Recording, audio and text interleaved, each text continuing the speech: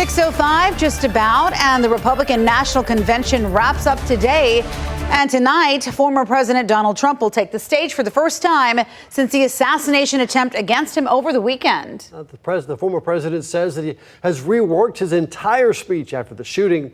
And last night, his running mate, JD Vance, accepted his nomination.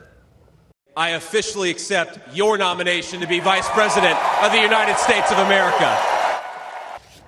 Vance's mother was in the crowd there. In the past, he has chronicled his mother's struggle with addiction through his childhood. Now she is almost 10 years sober.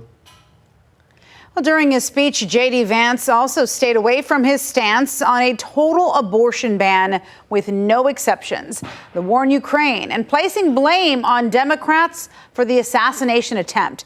Instead, he focused on the economy and the border, crediting Mr. Trump with rising wages in the U.S. They stagnated for pretty much my entire life until President Donald J. Trump came along.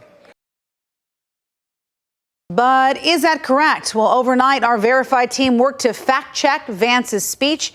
And Rob, let's talk about what they found. What did they find? Some of his claims. Do they need context? Oh, always. It's politics, so, you can manipulate it any way you want, right? When it comes to a historic rise in wages under the former president's administration, well, that claim is misleading. Our sources are from the Bureau of Labor Statistics and Economic Analysis from Texas A&M.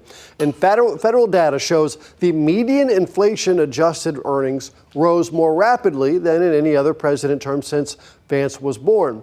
But economists say that is deceptive.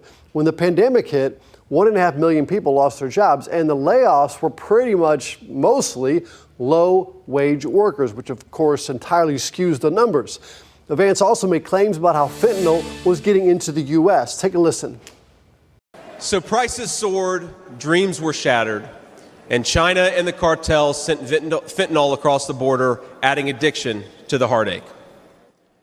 And this morning we can verify, yes, it is true that China and Mexico play a significant role in fentanyl coming into the U.S. Our source is the administrator of the Drug Enforcement Administration.